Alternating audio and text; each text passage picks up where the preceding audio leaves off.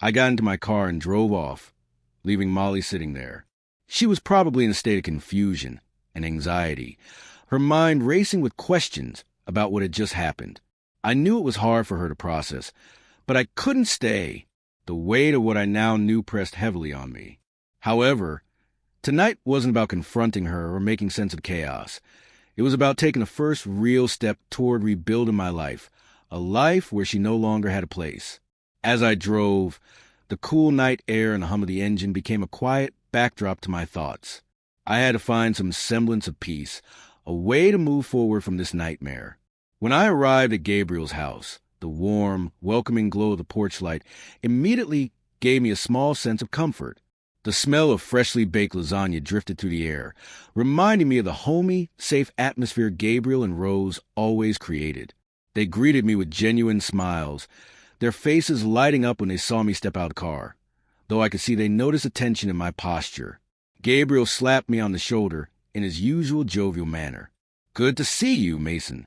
Come on in, make yourself at home," he said, his voice warm but with an underlying note of concern. Rose stepped forward and extended a hand, her smile soft and kind. She gave me a look that said she understood I wasn't there for casual conversation.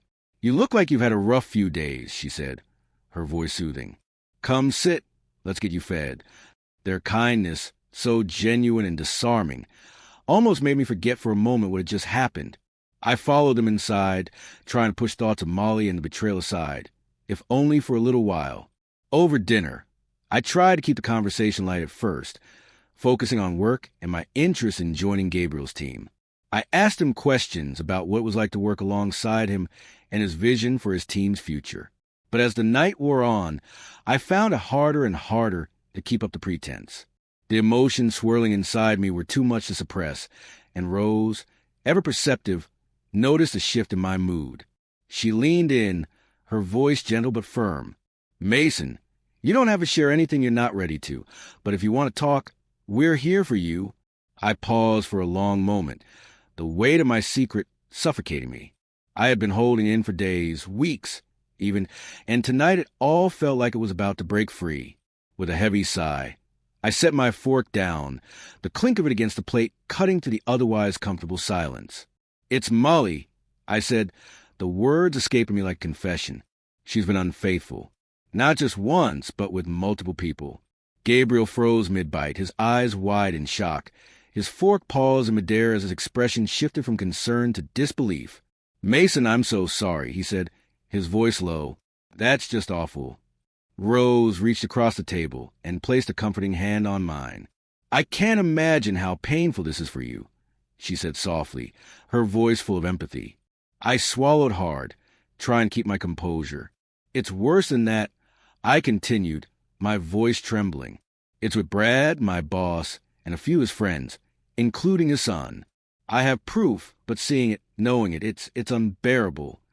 Gabriel's face darkened at the mention of Brad's name. "Brad? I can't believe he'd do something so low."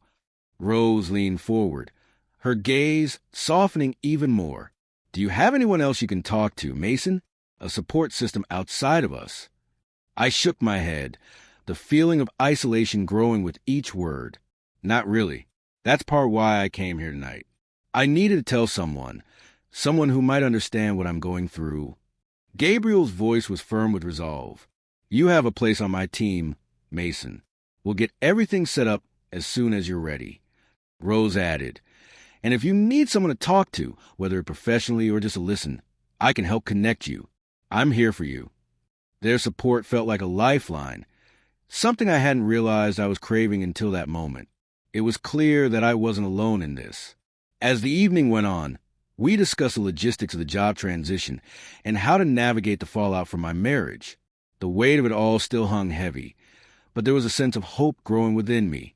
I wasn't sure how it would all unfold, but for the first time in a long time, I felt like maybe, just maybe, I could make it through. I felt like there was a way forward. When I returned home, the house was quiet.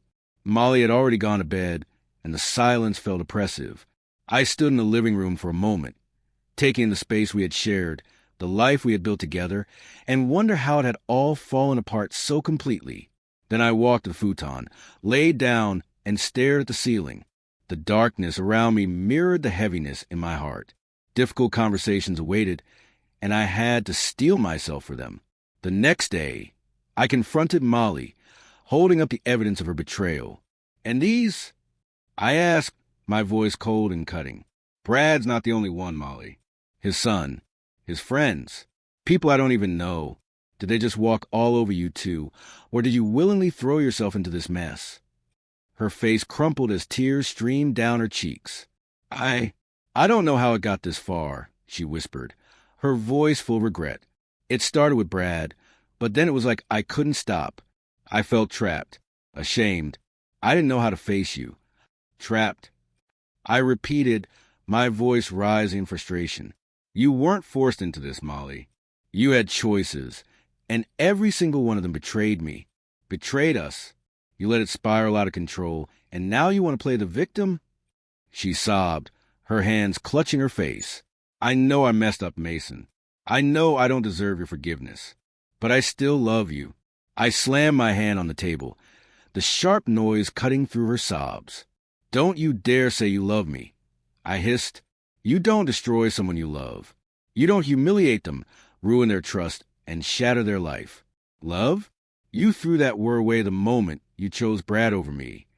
She fell silent, her tears the only response. After a long, tense pause, I leaned back in my chair, my tone quieter but no less firm. "This is over, Molly. There's no fixing this. I'll file for divorce, and there's nothing left to discuss." Her head hung low. "What do you want me to do?" she asked, her voice barely audible. "You will pack your things and leave before the papers are served," I said. "You'll stay away from me, from my home, and from my life. You wanted Brad and his circus? Congratulations, you're free to join them." Her shoulders shook as my words settled in. "I'll leave tomorrow," she whispered. I stood up, unable to look at her any longer. Good. The sooner, the better. Without another word, I turned and walked out of the room, leaving her alone with the consequences of her actions.